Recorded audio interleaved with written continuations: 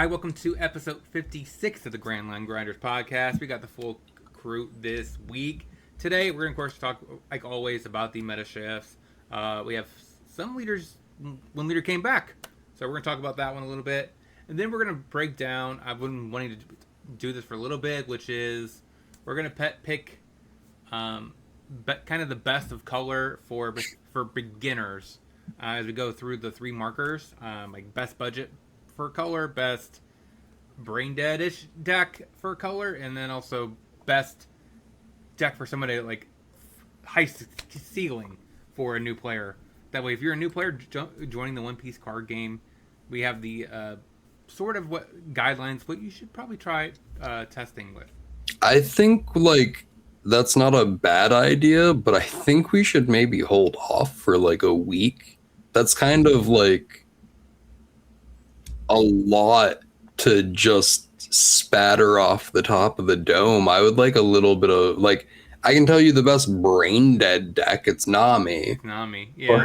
But I don't know shit about the best budget deck. Maybe blue green Luffy. I don't know how expensive that is to build. Under $100. To me, that's very affordable. Yeah, well, not to be like, ooh, I'm just gonna go spend. I would say under $100 is typically where you want to be. To be competitive. Yep. I think sub $100 is incredible. There are other decks that have been better previously that are cheaper, but they're not as good now. I would say for a cheap scale, Luffy is probably the best option. But I would like to put more thought into it if we're going to go over every single color and have 3 categories for each. I don't know the best cheap yellow deck. Is there a cheap yellow deck? You just choose not to run Borsalino or Zoro? I don't think that deck exists. Some colors are not going to be able to be in the marker because yellow is just the most expensive color in the game. I do like that formatting. I do like the idea of discussing 3 different deck variables from every color. I just think that's if you had told me earlier, short day. Yeah, if you had given me heads up this morning while I was driving all day, I could have thought about it. I could have taken notes. But off the top of the dome, I'm gonna say some bullshit that's not true. We'll cover some of them probably actually in the actual top 10 because one of them is there. 2 of them are there, at least for budget decks. Because Lucy's also there, and that's a very Lucy's deck. $17 if you don't run Roger. Yeah, he's $50 if you don't run Roger because the Cavendishes and stuff like that. Oh, they are up, yeah. Yeah, pretty solid deck for $50, $100 if you put one Roger in your deck. It's not too shabby. No, Lucy's good if you're in a Nami heavy format. Yeah, but which we are. How are you guys been doing this week? I know you went to a regional today, and RePreach is moving. How you guys been doing this week? Yeah, I'm moving. Sounds so pretty much it. No, I'm fucking cooked, chat. I'm washed. So he'll do better in the next regional. That's all good. I mean, I have to. Otherwise, I'm, not getting my birthday wish. True. For my birthday cereal. No, the Peoria Regional's on my birthday. Sadly, I wasn't able to get into there. No worries. I would just like to walk out of there with. Maybe I should go and just see if people just sign some stuff and shout out to anyone that goes. Recognize me. You could also just try to waitlist in. I waitlisted into Toronto this weekend. And then worst case, you could just try to waitlist into the Treasure Cup if you don't get into the main event. And the Treasure Cup is you don't get a Nats invite, but boo-hoo, I don't get to go to Dallas, but I just won $25,000 Serial Zoro. Is the Nats the same one that's going at the same time as the Coliseum? What do you mean? Same day. What do you mean? The Coliseum. It's in Dallas. It's Yes. in August or It's in September. Is that the same one where you're qualifying for Nats? For next month. The end of season 1 is like the end of August is the end of season 1. So Okay. Once September hits, we progress into season 2. But yes, next month I am trying to get a top so I can go to the September Nats. Correct. Or just in general, yes.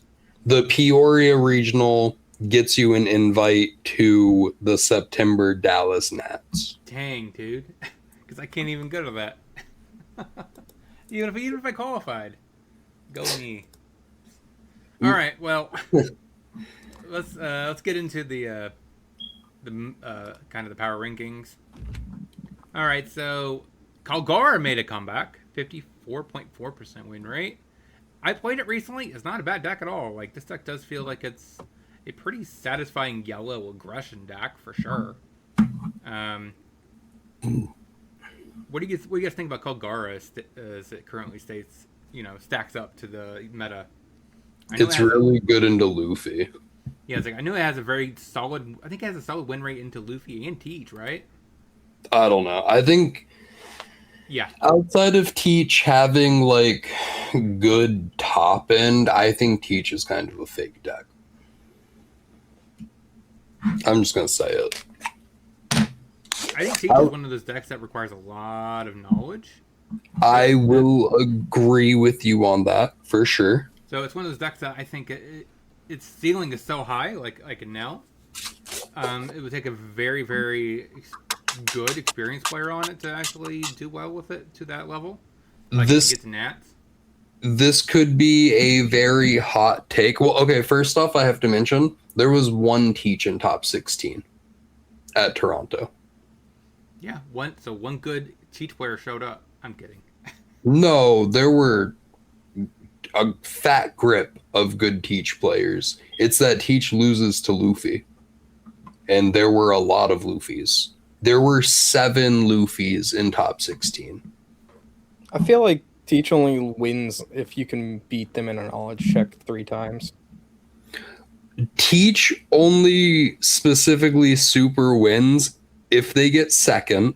So like they gotta win the die roll. But their deck doesn't do that much. Like Teach is only like highly viable because it was designed to beat out Purple Enel. That's it. I'll say it. I think it was tuned to beat up Nami. I mean, and it does that a little bit, but like if you look at literally all of the cards in Teach, they're designed to be anti-Enel. They're not anti-aggro. Anti-aggro, but I think Enel takes the Okay, so to clarify on what I mean by that, when they create a super powerful deck one set to sell the next set, they have to create something that can answer that super powerful deck from the previous format. Oh, I agree. I think the only time that didn't happen is when Ace was out in 13 and 14 didn't really come up with really bad it. But that's not super true. Mihawk played like pretty okay into Ace. Mihawk also kind of played like pretty not bad into Emu. Dofi played good into Ace. Like rest in peace, my Dofi.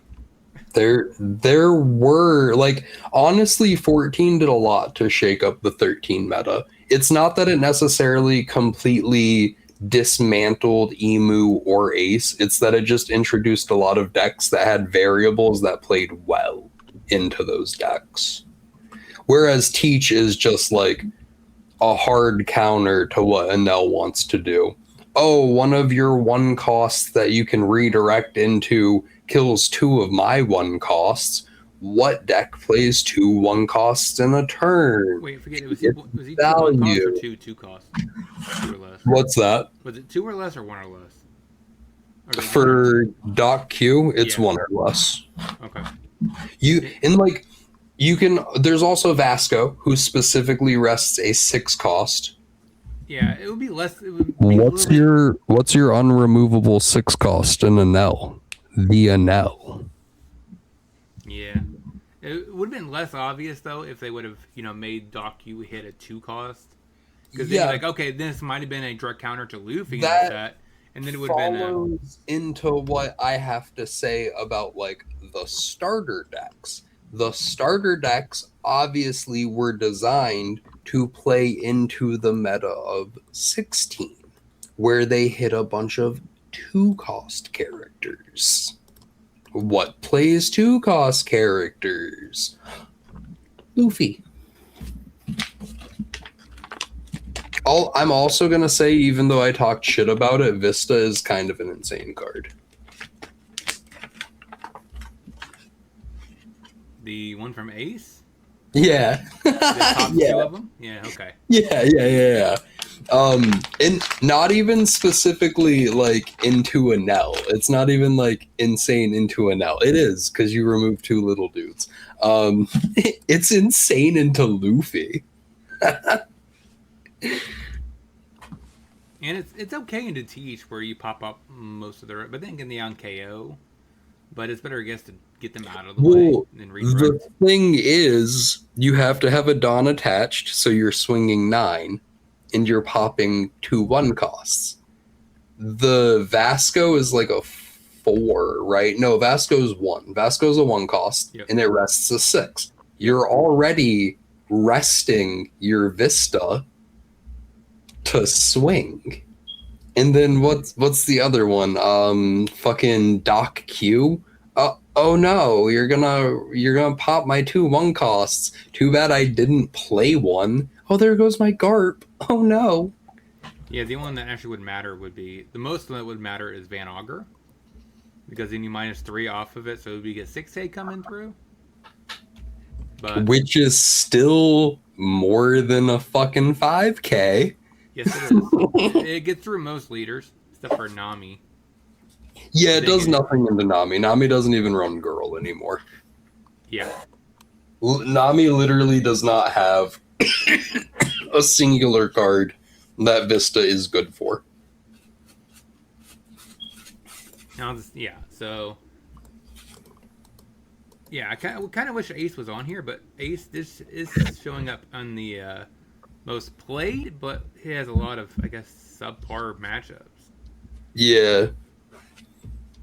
It's a cool deck, but it's not honestly, a great I feel like Ace is favored into Teach, but this is saying it's not. I feel like that was a pretty good matchup for when I played against it, but... It's kind of barely unfavored. Yeah. But, and 45 into Lucy, let's look at Lucy's stats. Because this is one of the decks maybe we'll break into a little bit more, because it is a nice budget-friendly option. It's primarily a blue deck, kind of. Slightly, I don't know what color you would put it as. It has the draw potential of blue, and the removal of both blue and red. So, I mean, for the most part, like, it's really bad into a purple one now, but other than that, like, it's not, like... ungodly, everything's above 40 except for Boa. But I feel like I'm not looking right now. I'm rolling a blunt because I had a stressful day, and I haven't smoked all weekend. But how is it into Teach? Favored. Oh, it's bad into Luffy, right? Slightly 41% into Luffy. I mean, I wouldn't say slightly. That's like a 60. That's pretty aggressive. 60-40. Yeah. Like I would say like 47 versus 50-50 is like slightly unfavored. I wouldn't say 60-40 is slightly unfavored. It's moderately unfavored. It's a little bit worse into it for sure. I think that it could just be separation of the good pilots with it and the bad pilots with it. No, like it's bad in the deck. And also, if you win your dice roll and get take second, you're probably pretty solid. A little bit better odds, but either way, yeah. you could. I don't know what card you would bring into this deck to potentially address that as well. Kebbie, we have talked multiple times about this. Not every deck has a card that it can tech in to make something like to increase your odds dramatically. Well, even if there is, I don't think they're is it worth? I don't think they're technically playing Mr. 3. Boom. I'm kidding. Oh wow, well, you're right. Actually, I think you're right. I think Lucy is the only blue deck that doesn't run that stupid little Italian. Maybe that's the problem. Maybe they should For be those playing it. who did not see our little pre-yapping set, Fave went off yapping about how he hates that card. Yeah, I'm actually I'm racist now. I hate Italians because of two stupid little Italian twins. Their names are Galdino and Borsellino. They can rot in hell. If you play those cards, you're a terrorist. They are war crimes. I will report you to the Geneva Convention. You will be recognized and revoked from your citizenship and be owned by Canada because you have committed enough war crimes. True. Technically, though, and it's kind of ironic that both of the best two yellow decks on here happen to be blue and yellow. Can they play them both together? So that technically is a war crime. The fact that the best two decks are blue yellow and they're playing them. I'll touch on it one last time, and then I won't talk about those stupid little dumb fuck Italians again. Guys, I'm not actually racist. This is just like an inside joke between me and the people that I went to the regional with. If you Galdino Borsellino and then take that one free Dawn and put it on your leader so you can utilize leader effect, you're a shitbag and I hate you. All right, so now you all know the secret on how to defeat Fave. Use that information wisely. Yeah, if I'm on a no, sure. He'll be so mad he'll make some misplays. He'll be so mad he just tilts off, and that will be your win for the day. I can get so mad that I'll just drop from an event. I almost quit after Nats a year ago. Damn. Yeah, I was like X2. I was like X2 going into round 3 or round 4 and just not having a good time. What deck was dominating at that point? I don't know, dude. That was fucking a year ago. Hey, if it was that traumatizing, I was on the matches that I specifically got tilted over. I lost one game to green-purple Luffy because they saw the fucking nuts curve, and then the next game I played into up Luffy, which is terrible for yellow and L. And then I was so irritated that I lost the next game against Piss Kid. That was an incredibly favored matchup for an L. I mulliganed a very good playable hand because I was too tilted to take a second and be like, oh no, this is a good hand. If I get mad enough, I'll just fucking leave. And then I'll spew a bunch of shit in my private Discord to my homies. And then I'll boot and rally, you know? Okay, well. So, anything else you want to talk about regarding the power rankings? I mean, I seen one person from my LGS he went like 8-2, something like that, with Yamato at the regionals in Peoria. And Card D, I mean, not, what's his face? Vampire Gaming interviewed him. That was interesting. Vampire, yep. Was it Rickmaster Flash?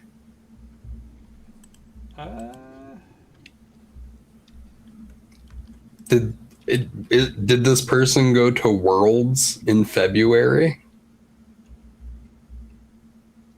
I do not know his 100%. He actually works there, so like I never actually talked to him, but I recognize him when I go to the LGS. Because Rickmaster Flash Rickmaster Flash is the guy who pretty much brought Red Green Luffy back into the spotlight, or brought it into the spotlight in general. He took Red Green Luffy to Nats in February, or to Worlds in February. He took Yamato to the regional in Toronto this weekend and went like X1 or some shit like that. Maybe he went to maybe he was in the Treasure Cup. I'm not entirely sure, but he placed not bad on Yamato. I don't think it was him because he was there yesterday at the store. Oh yeah, then that's not him. No, he went to Peoria and got the highest win rate with Yamato, and he was interviewing him. I thought that was interesting. That's cool though. Yamato's not like terrible, it's just incredibly inconsistent. And Portuguese Ace, of course, is always sitting in here at the bottom of 10. I wonder if he's going to fall off at some point. Oh wait, wasn't there a different leader that was on here last week that's not on here now? Was it Sengoku? Yeah, I think it was. I think a very handsome... Wasn't that the one we were talking about that's probably falling off, if anything was? Yep, Sengoku was 10th last week, and Ace was 6th. I do recall a devilishly handsome Twitch streamer talking in the last podcast about Sengoku being doo-doo and that it was going to fall off soon. I can't remember exactly who it was. It was one of us, but I remember them. It was from a very handsome individual. I mean, he's okay. I mean, I don't know. He's okay. He's just not like at the power level of the other OP16 top dogs. But that's what defines the meta, brother. Eventually, he has too good of a leader ability. He'll be back. He's like one good card away from being the nuts. All it would have taken was Mr. 3. That's that card printed in purple, and then boom, he would have been there. Listen. Yeah.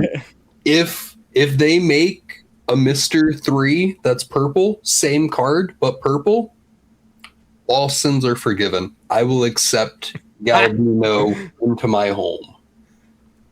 But that's not happening. You'll accept never. You'll accept our Lord and Savior Galdino into your life if he comes to your color. What if they print a Borsalino in purple for Nell? A 5/6 that heals? Yep. For free? Dawn -1. And it's a Dawn -1? There you go. Sign me up, dude. Not a war crime anymore. Ethical. Oh, dude. Yeah, blocker 5/6. Oh, dude. Dawn. It should probably be a Dawn -2 at least. Bro is looking forward to his reparations from the oppression. Make it a Dawn -3. I don't care. Yeah, it's still gonna be very pushed. Yeah. I'm so like, I miss yellow heal so much. I was thinking about running the 4-cost baby 5 in my NL deck. The one that Dovi plays? Yeah. Yeah. Worst case, it ramps me a Dawn. Worst case, it ramps a Dawn on 4, so you go to 5, and it's just a body that sticks forever. They never kill it, because you get to heal. And no one's running Sanji anymore, so it's really easy to leave yourself at 5 Dawn, 6 Dawn. Yeah, I seen somebody was talking about it in Katakuri Discord where they brought up he shared a list where he was literally trying to make Doflamingo, but with 10 Mom with life gain, 9 Mom with life gain, Baby 5 with life gain. I'm just like, man, dude, you're trying to make purple into yellow, bro. That's not cool. Well, no, purple is the ethical version of all colors.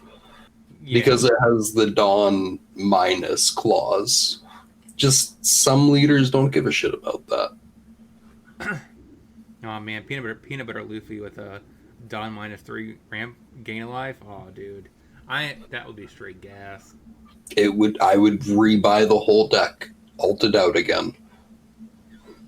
Okay, so do you want to get into it or no? I mean, I think we can. You don't have to get into every color. I don't think every color would be applicable. We can start I just am not gonna have again, I just kind of wish you would have given us a little bit of foresight on this topic. Not to like throw you under the bus. That's not what I mean by this. But like this is a heavy topic to talk about. Not heavy, but it's a thought-provoking topic. Sure I'm throwing him under the bus. It's actually a really cool idea. It's just ooh. Like, no offense, because I love doing the podcast every week that we come together and do it. But like, this is the coolest idea that you've had for the podcast since I've joined. I did bring it up a couple weeks ago. That it was coming. And what was I doing? Preparing for a regional? Sulking over not doing good at a regional? You got to catch me at the right time, dog. That's on you. You've known me for months now. And was I even alive? Were you? Preach is under 1 year old. He wasn't even alive back then. I'm going to start putting some card decks that I think could meet the category. Best easy deck? I don't... So this is basically a deck that requires, a little bit of... Not as much skill for getting into the game, not know much about it. You could pick it up and probably do pretty okay with it. This one's basically a deck, of course, that just kind of sequences turns in order every single turn. I have very mixed feelings on Red Blue Ace being considered an easy deck, because during 13, I would not say it was easy to pilot correctly. Actually, this should be gone. I went Rosie. Okay, by high ceiling, are we saying like it requires consistent wins, or are we saying like throttle the fuck out of somebody? It's basically will be a leader that is very difficult to pilot correctly. Okay, so we're talking about pilot skill and compared to output. Yes, it would take a lot of work. Is Sengoku a better budget purple deck than Luffy? Luffy? Purple Luffy? Most Straw Hat leaders are not very budget friendly. Really? What would a purple Luffy Can we open up something to actually price check this while we're active, or do I need to open it up on my side? So the audience. Like, I don't even know what a purple Luffy list would look like right now. I imagine you would for sure run Sakazuki in the Maragon. Luffy would guarantee have to run Mr. 2, which is like $18 a pop. That's not true. You do not have to run it. Kebbie, when you take leaders and you build budget decks, you skip out on good cards all the time. That's true. I guess technically I guess in that regard, if you can run 3-cost Zorojuro in Luffy, he's 14 cents. He's probably a little bit more than that. I don't have TCG player up right now, guys. Don't fucking flame me over this shit. I'm trying to get a price thing so we can actually maybe look at starter deck Luffy, while it seems simple, isn't an easy deck to do good with, especially in the current meta. But is that due to the cards end up being overly complex, or due to the fact that other decks have way stronger cards? It's just been power crap. Yeah, that's what I was. Unfortunately, and I was gonna take it to Toronto this last weekend. Glad I didn't. It has too many bad matchups to perform super well. Current lists of purple Luffy are about $150. It's a little high. Are they running Bon Clay? Oh, this should be in the conversation. Krieg. I think so. Yeah, they are. They're running the 4-drop Bon Clay. That's like $65, $70 right. Which if you drop Mr. 2, if you drop them, the whole list kind of just fades into being nothing. In terms of price. If you drop the literally half the price Bon Clays, it ends up being like an $80 deck. Yeah, and Sengoku is a budget deck if you drop the Mammoths. Which most purple decks play Mamas. Mamaragon is $15 right now. That's true. Luffy would probably run those, but I don't know. Because the only purple deck that doesn't is this guy. Well, you're trying to go up so quickly with Luffy. I don't know if like a 1K counter is that good. Anything could be a 1K counter at that point. Maybe I'm like, Mama's a great card. It's phenomenal. You probably would still run it, but you could just run anything because you're trying to hit like the turn. You have 3 turns to use it, 2 turns to use it, or you're not using leader effect. Yeah, so it's like weird. So hold on. Anel's not that bad. No, Anel's Anel's sub $200. The issue is the 6-drop Anel is actually pricey. Everything else, Mama is $15. Secret rare Anel is probably like $20-$25. So it is like sub $200. It's probably like $175 range. I would say it's actually if you're fine with some budget cuts. It actually is There's no budget cuts. There's no budget cuts that you can make to that deck. You cannot cut Secret Anel and you cannot cut Mamaragon. And those are the only way you could when I played it for a budget deck, I had to literally cut the secrets for the regular SR Anels. And it's a huge hit. It's a huge hit. The deck is built around it's not built around the Secret Anel. It's built around being a toolbox deck that molds to the situation. But that is the only things that are Sky Island from the Purple Anel deck that you don't necessarily run that you could cut. You could cut Satori for a different 1 cost. You could not run Pudding, but you cannot run Vari. I wouldn't recommend it. Vari's a great card. Lightning Dragon's a 4 of, and it's cheap. Keaton, 4 of, cheap. El Thor, 4 of, cheap. Mama, 4 of, unfortunately $15 a piece. Secret Anel, 4 of, probably $25 a piece. Those are the expensive cards. Yeah, because Frankie has 2 base rarity printings. He's like a 50 cent to $1 card if you're running him. Some people cut that for Dog. Dog is pennies on the dollar. Reiju, I don't think is that much. Maybe a couple bucks a piece. I don't think that's that expensive. Pudding was a couple bucks a piece at one point as well. But you could not run Pudding and just run Satori. It changes the game plan a little bit, but it's not that big of a deal. Senor Pink, if you're still running that, 2 of at most, and it's cheap. But you can't cut any of the cards that I mentioned that were 4 ofs. You can't even cut them to 3. That's unfortunately just not how the deck works. Holy shit! You could build Yamato for about $50. Yeah, Black Yamato. That's why I have her down here. Yeah, Black Yamato. I thought she was way more. No. And the only expensive things are the ground deaths, and then the Yamato and the Kinemon are $5 each. The Kinemons are 2. Oh, they went down. Sick. I was looking the other day because I want to build it as a fun deck. It's really, really cool.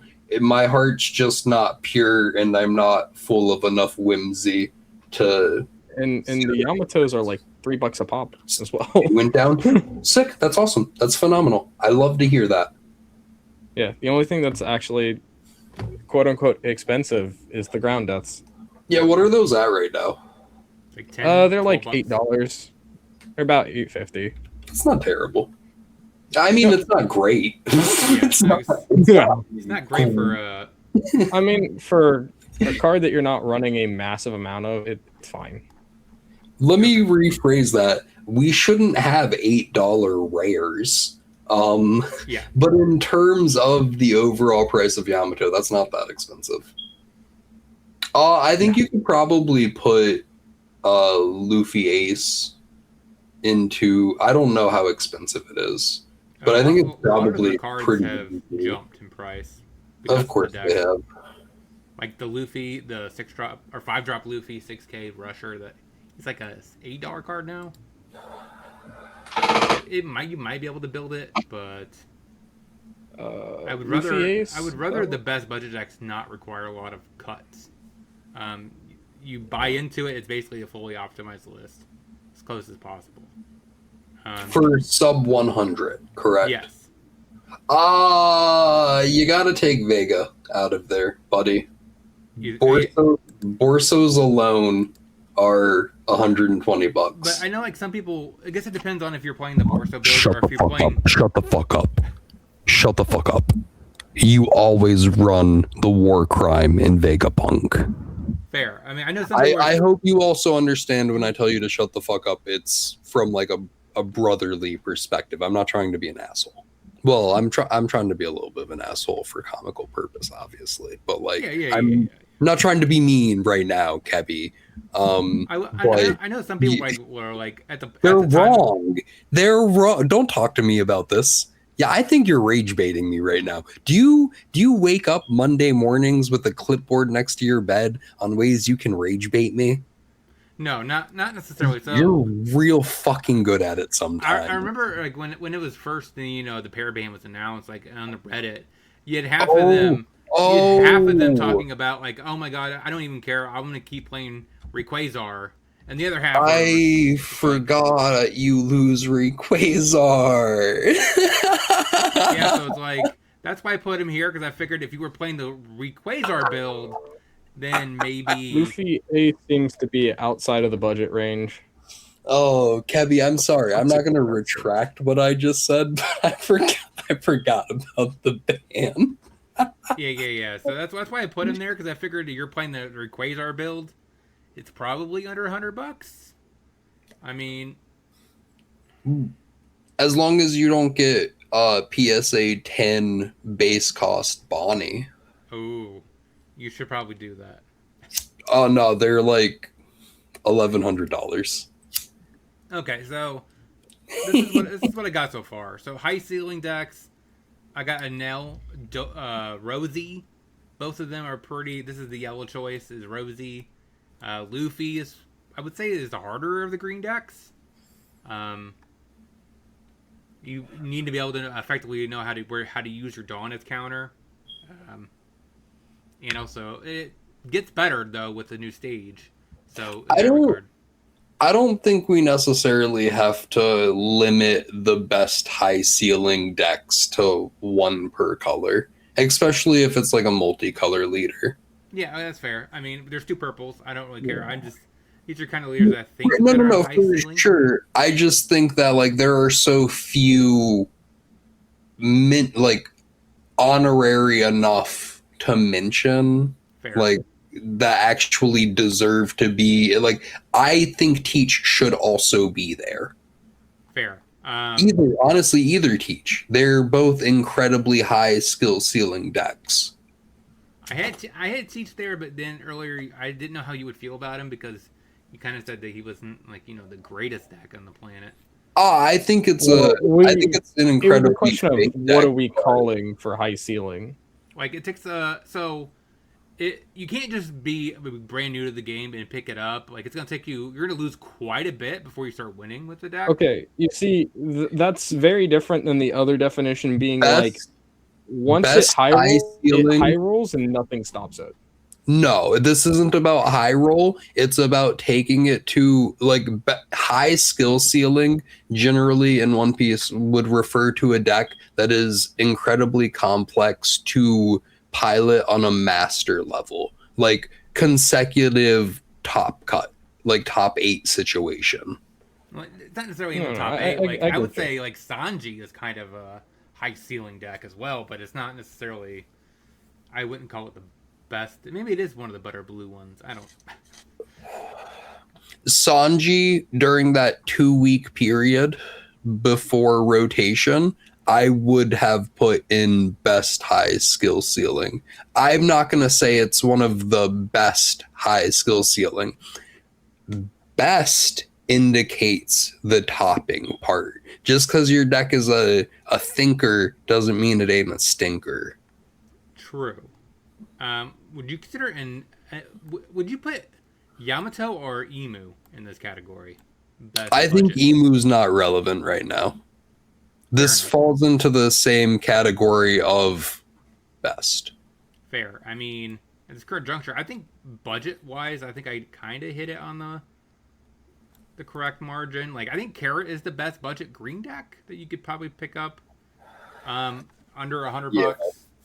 That's not it's not Luffy.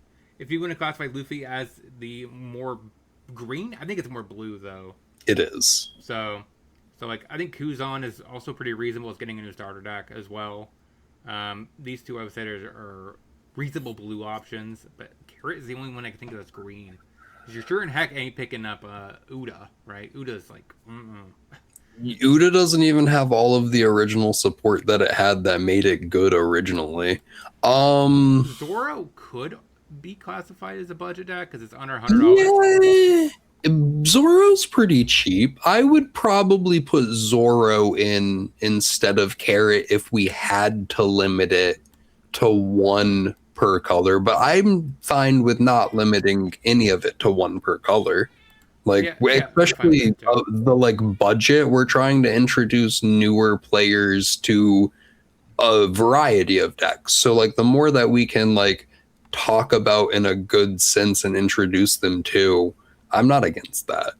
And they do completely different things. Carriage trying to like prolong the game until they can start like doing big body stuff and then restand the big bodies and swing again. Zoro is just trying to hit you a bunch with leader. I agree. I think this is pretty fine and pretty reasonable for budget decks. We could argue that we talked about earlier for purple. We could put him there too.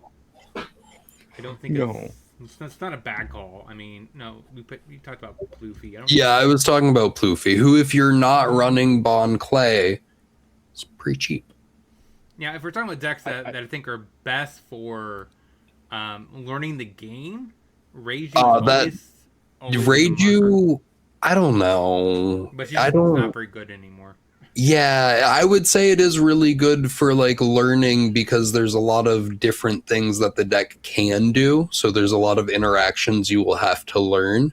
But it's not like I wouldn't recommend Reiju to someone in the year of our Lord and Savior, Galdino Borsellino. No, I'm kidding. I have to let it be known that Krieg literally costs like less than $10 right now. Yeah. You'll be paying more in shipping Krieg. When I played him, he was $18 to $18. In a meta with no Enel, Krieg is not a bad deck. Yeah, especially if you're planning on playing in the next round of the Pirate Party. He's a great choice for a Pirate Party. Krieg is genuinely, and I said this before, like I think I've also said Krieg as a character is a doof, but like the deck has an insane effect. Calgara is also like incredibly cheap right now too. Is it? Is it with Borsellino's? And Bell Luffy's? Yeah. Hold on. I don't think there's such a thing as a cheap yellow deck. I don't think they exist. Not if you're running Borsellino, which if you're not running Borsellino, you're a chub. I always thought it's just a myth. It used to be a budget deck. I used to feature on the budget channel without those cards. Before they existed. Even after they existed, I think I just didn't play them for budget purposes. But I would probably recommend playing them if you're trying to play it optimally. Question: where do you think GP Luffy ranks up in this? Like, I know it's a very high ceiling. I think it's a high ceiling. Is it budget? No. Oh no. Then high ceiling. I think it's a very strong deck. It was a little unfavored into an L, but like it's a good deck. I mean, any leader that's just able to restand 2 Dawn is good. Yeah, I played it recently on stream, but I'm gonna play it more. I kind of like the deck. It's fun. For other decks, let me see. Bell Betty's technically budget friendly. That might be technically the best budget yellow deck but it's really a red deck. If only Gecko was still good. Yeah, there's a Don Krieg deck at 4-0. Gum GG. Scroll. Show more leaders. Scroll whatever way shows leaders that aren't from OPO1. Yeah, keep going. Relevant. Here's the first bunch. Do we already put Ploofy in the budget deck? We can. No bond play Ploofy. You can. You could always substitute it for the 2K counter, discard a card, Rampadon for 4. That's always a budget-friendly option. You could replace it with Zoro Juro 3 cost as well. Yeah, I mean, so you have Hody Jones. Yamato is not really, I wouldn't say, a budget deck either. I like, because you run Borsalino. Yeah, it's yellow. You're going to play Borsalino. Vegapunk is like probably the stipulation in theory, I guess. Yeah, if you do not if play... you're running the Quasar build, which like there is merit to running Quasar because it brings back all of your other shit. I'm gonna put him there. I don't care. But the only issue is he does rotate in less than a year, so keep that in mind if you're building him. But he's a fun leader. But that is 9 months away. Yeah, hopefully you win at your LGS, get a bunch of credit, and buy something else by that point. Teach does have a very high ceiling. You mentioned. I just don't know if I would put it. No, I'm in Yellow Teach, but I would say both of them are incredibly high skill ceiling. Isn't Impel down Buggy like incredibly easy? It's easy. It's I guess incredibly easy to beat. Yes, it's incredibly easy to beat. I would never put Buggy into the best of anything. So, like, the caveat would be, it would have to go under best high ceiling because you would need to know how to pilot the decks where you don't lose. Yeah, that's true. That's true. So it's gonna take a lot of knowledge to know when do you put the Buggy down to reveal that you had a 2K, and do you just let multiple things die in the very end? You just throw one down at that point, and then you just throw your opponent off for the loop. Like, oh my god, he had it actually. What is Kobe at for price? So if you take out the 4-drop Kobe, it's not that expensive. Oh, what are 4-drop Kobe's at? Like 10 a pop. So he might be under $100. He probably is under $100. I think Kobe's like not a bad deck. I would put it in budget deck if it's sub. The best budget deck is sub 100, guys. That's why we've been mentioning like $100. We didn't specify that at the beginning, but sub 100, I would say if Kobe falls in that range, he's very good. Actually, and there's less in Nell right now. Maybe, I don't know. Format just started, and he's bad into a Nell, but he's good into some other stuff. See, I don't mind this because we actually have 2 decks on the budget category for each color. Not too shabby, except for yellow. That's I guess technically Shirahoshi counts. We're still looking. I mean technically in terms of being a yellow deck. Being yellow, but you still run Borsalino in it. We're running into this very common problem. Continue scrolling down. Koala gets better with the starter deck. That's cool. No, I played her. She's much worse than Sabo's support. It's worse with the Sabo support? Yeah, her getting profit off of that starter deck is worse than Sabo. If you're trying to play that new support, it's better to play Sabo than it is Koala. That's crazy. Yeah, she has nothing going for her. It's unfortunate to hear. I remember you You were playing it recently on stream. Continue scrolling down. That's how come I know. It didn't take that much effort to win with Sabo. It took a lot of effort to win with her. Bonnie is just yellow slop, and that can't be cheap. She's expensive as heck, dude. She's really strong.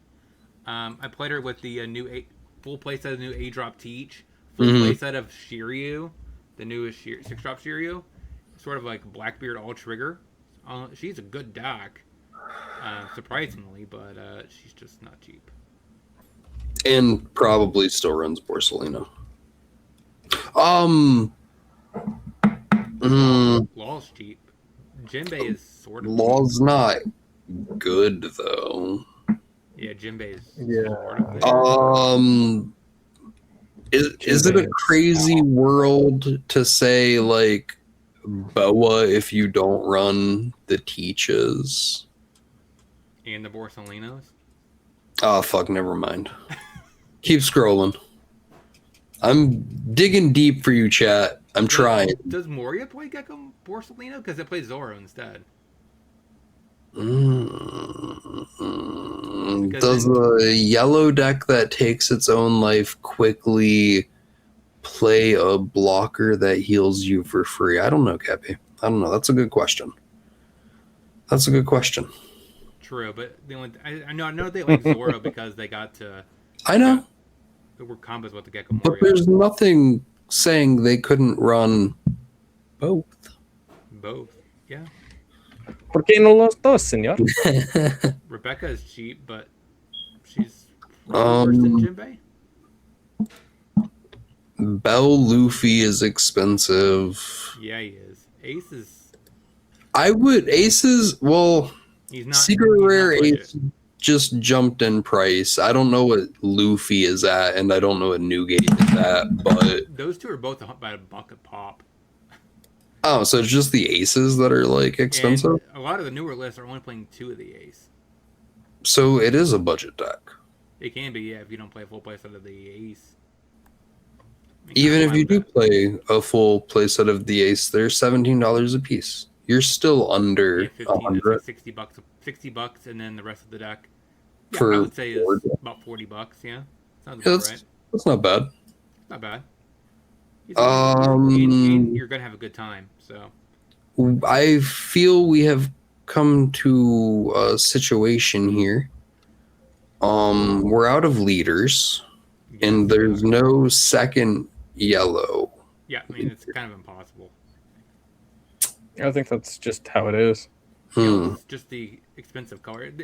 It really should just be. It really should be just gold.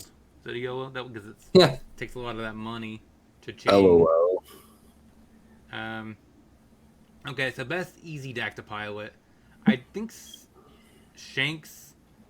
Like, most of these are just on curve decks. Like you kind of do the same thing every single time. Enoch, I would say, is a little bit more complicated than the rest of these, but at the same time, you are just kind of playing your curve like 100% in order. So like. Yeah, you have set pieces that you're trying to play every single turn, but you do have to know a lot more about the meta that you're playing in and make correct like tech decisions.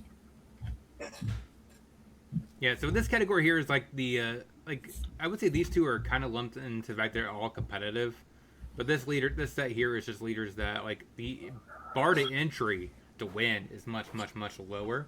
You know, the other thing that could kind of be said about like best easy deck, we could put Zoro there too. You technically, Zoro he's technically counts. a very easy deck to play. But I don't think it would take he has a lot of bad matchups. Yeah. Does he? What are they? He's bad into an L. Yeah, but we're that's talking in a one that meta matters. where maybe an L doesn't exist. I don't know. That's what the streets are saying, even though there were like 7 Ls in Top Cut this weekend. I'm trying to remember. He's bad into blue-green Luffy. There's no way around that. Yeah. Unless he runs like a lot of Lunas, and I know your strongs. I don't know if the new starter deck cards are going to help you with that. Like, that new Rayleigh can technically help you with that by pressing 2/2 cost, and then you swing into them, both of them, but... Well, you just swap one of your 2K counters out for that Zoro that gets to clear a little dude. That is true.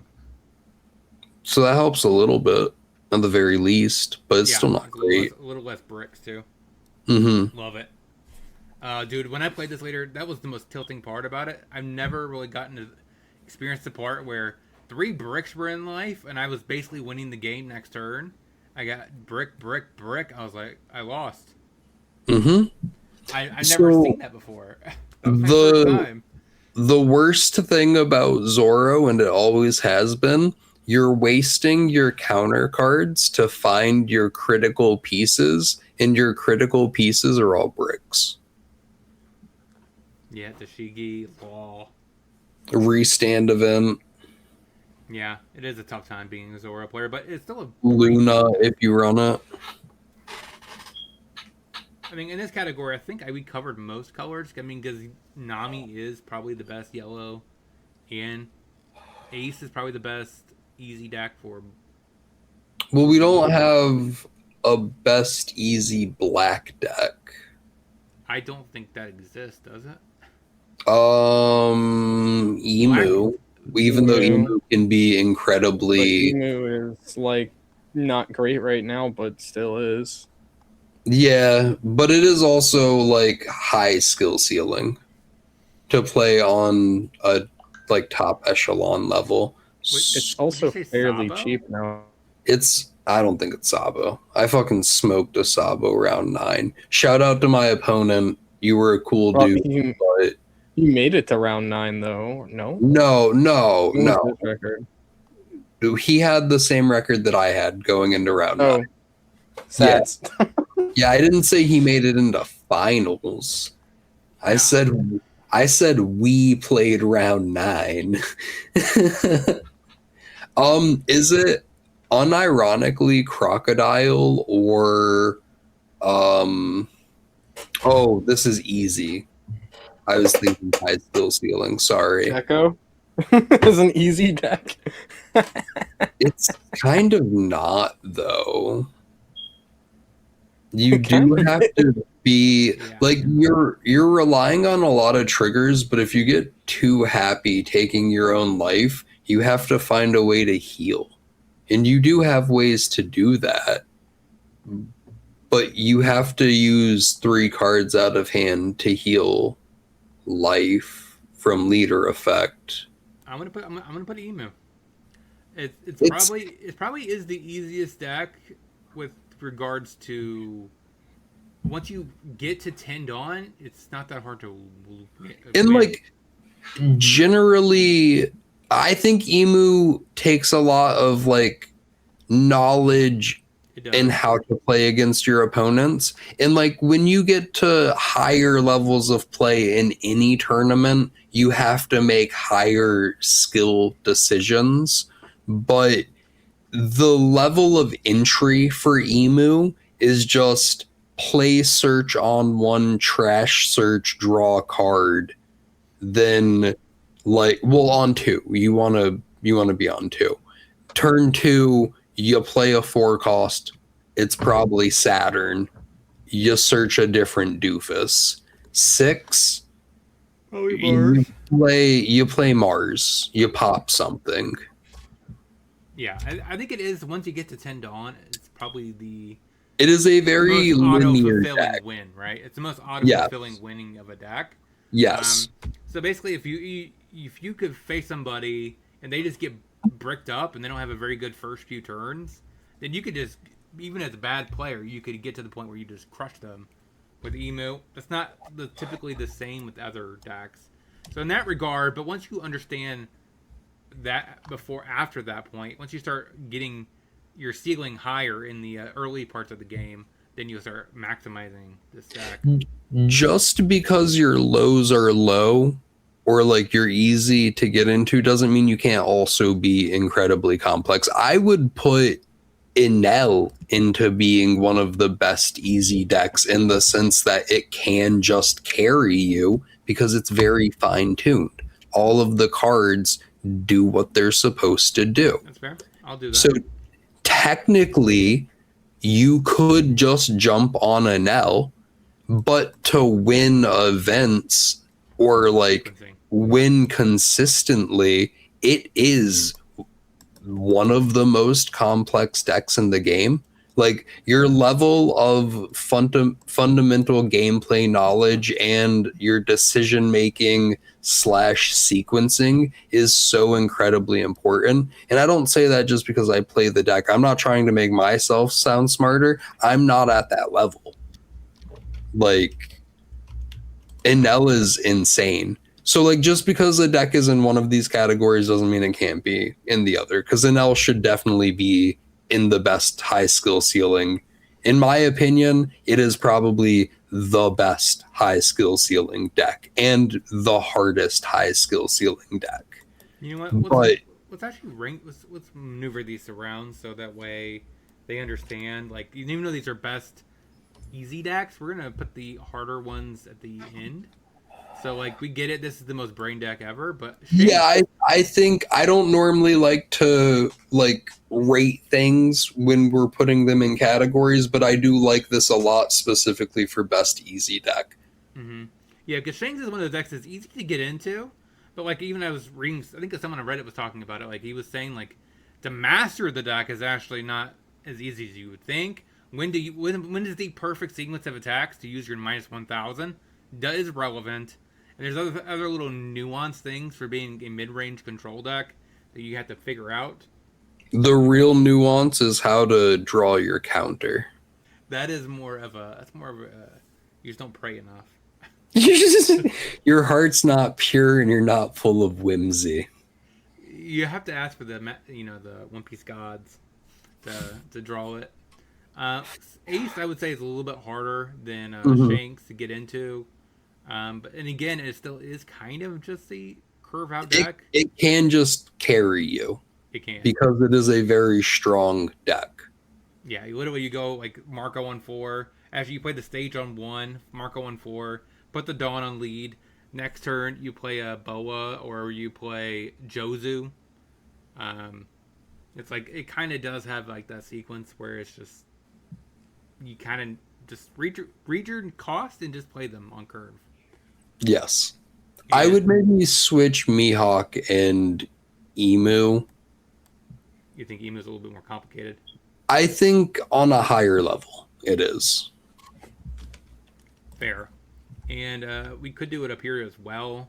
And based off what you actually think is actually the most complicated. But... Rosinante and Teach, I think, are probably the most complicated. I think Rosinante is probably out of those 4. I think Enel is still the most complicated. But we don't have to move it back. We can just mention that. I think this is probably pretty close. Luffy, I think once it gets the starter deck support, is going to be a smidge less complicated because you get to utilize Usopp on 4. Are you talking about ST21 Luffy? Yeah, whatever the starter deck that it is, the new one. Are you talking about this Luffy? Getting Yeah. Okay. I think it moves out of high skill ceiling. I think once you have the stage that puts a Dawn on character or on leader every turn, it just becomes like very simple. Yeah, I mean, it is at the bottom of the ceiling, so. Bless you.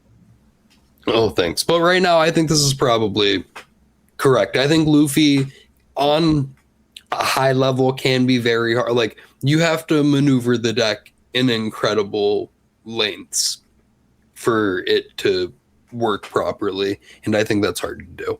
And I think we have all colors kind of covered up here, too. Yes. I think Green Purple Luffy is complex as well. I think it's more complex than Green Red. I think it's correct. I think Teach in general probably just has a high skill ceiling because the cards don't do very much. And then You can't Rosinante, really just count on having some sort of thing go right for you in your advantage trip up.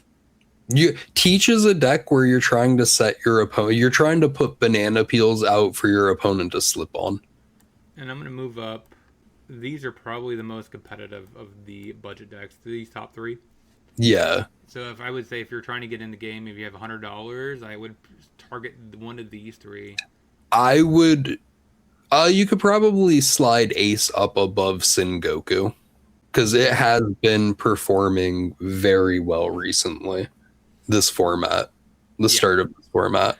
And it's also one of those decks you invest in now, and like next set you get more support. Yeah. So it's like It's red Whitebeard stuff. It's not gonna go away ever. yeah, I'm saying like even next set you're literally getting No, another exactly. Yes. round. So it's like Yeah. meh. I think Luffy is absolutely goofy. Sorry, green blue. I think it is absolutely the best deck in the budget. The fact that it's under $100 is insane.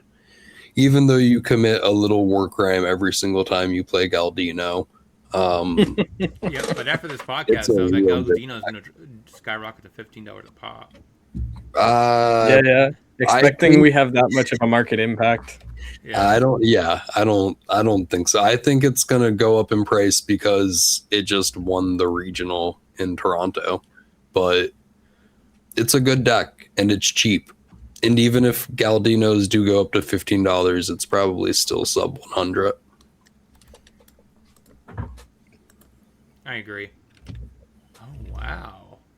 No, this is trolling. They have the wrong leader here. I was like, this is not the right leader. This is clearly the OG Buggy. That's hilarious. I know they have the wrong leader. We could totally put Buggy down here if we want to. Buggy's not a best budget deck though. Hey, and Mr. 3 Italianos. You know. Hey, whoa! Don't mention him in this podcast. We're done with him. Okay. We're feeding to the fishies.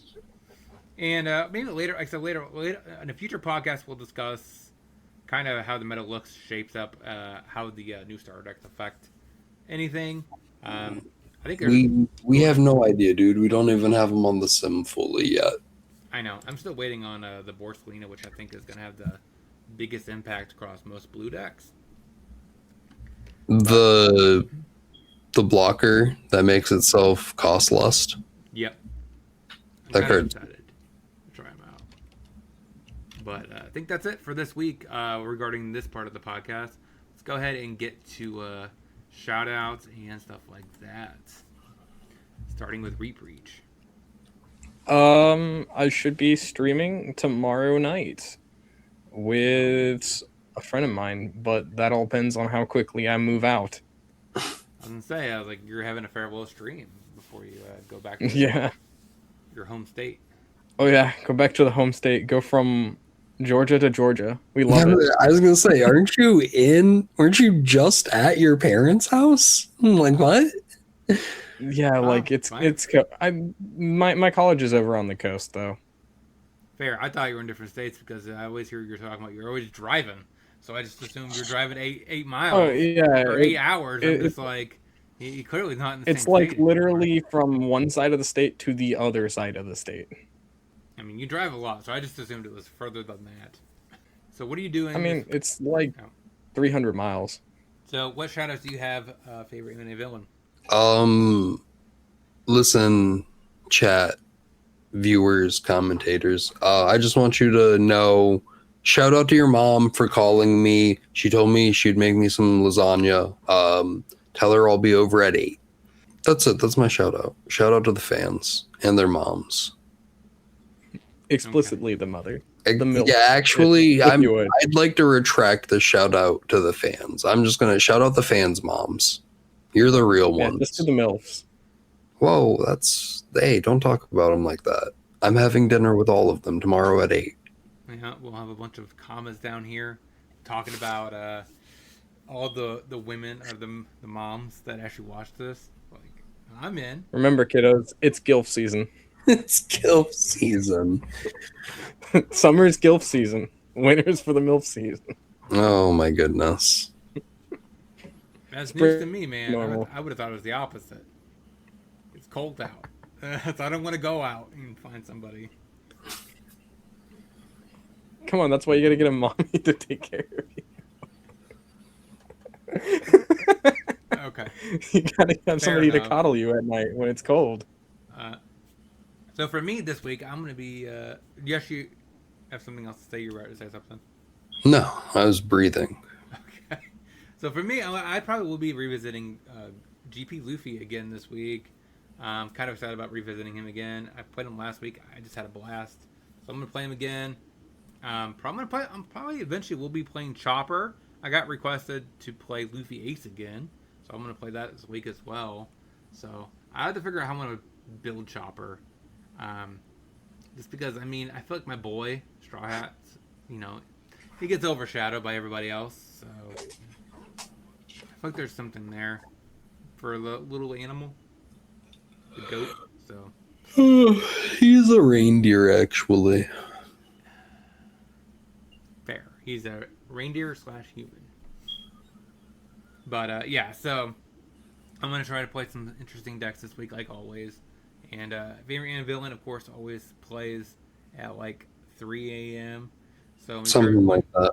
yeah, so when you start seeing the sun come up, he's probably streaming. Probably. Maybe not tonight. I'm tired. We'll see. There's like an hour before that right now, but maybe. I don't know. I have one more thing to say. I'm sorry, Kebs. I don't mean to cut you off. I just got a text message from all of chat's moms, and they said you're grounded if you play Borsellino and Galdino. He's not wrong. He's not wrong. My wife reminds me she will leave me if I did. So See? yeah, it is a thing. It is actually a Kebbie's thing. wife actually sent me a text message, and she said she would leave Kebbie if you guys play Galdino and Borsellino. So you don't want that. You don't want Kebbie to lose his wife. Don't play those cards. Yeah, I don't think she would go that. Don't play the cards. We don't want Kebbie paying for child support. I don't think. I don't think she wants to be a single mom in that. Oh no, you're a single dad. That's what she said. She said I'm gonna leave him and the kids, and I'm not paying child support. That's what she said. Okay, fair enough. Fair enough. So let us know in the comment section any kind of questions you guys have for us. We'll address it in the next podcast. As always, I would like to get a second question at some point. Come on, guys. Put a comment down. Put a question down there. If you wish of the ask something, and me and Fave will answer for Kebbie. Anything. Certainly, one of the two of us will answer your question. One of us will lie. That is the thing. One That's of us true. will tell the One truth. of The us other one will tell the truth. One of us will lie. And I'm not counting the questions to favorite Anime Villian asking about the status of tomorrow's lunch or dinner with the moms. That's none of their business. Yeah, it's not really a question for the podcast. It's a question for one of the podcast members. So you can just get my number out of your mom's phone. It's fine. I give you permission. His number is. That'd be wild. And his number is 869-301. I don't know whose phone number that is. Jenny. Oh, LOL.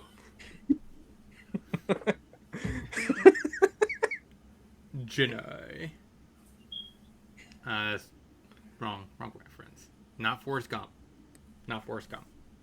We'll talk to you guys next week.